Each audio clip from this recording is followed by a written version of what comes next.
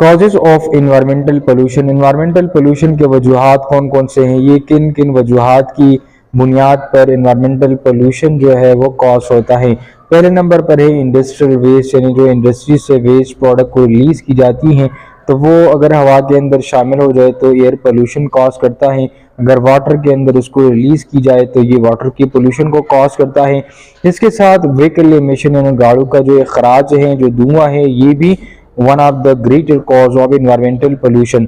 इसके साथ जो एग्रीकल्चर रनअफ है, यानी ज़राअत की वजह से जो गंदगी वो पैदा हो जाती हैं, तो ये भी इन्वायरमेंटल पोल्यूशन की एक कॉज हो सकती हैं। इसके साथ वेस्ट डिस्पोजल के हम गंदगी को फैलाते हैं तो ये भी इन्वायरमेंटल पोल्यूशन को कॉज करता है।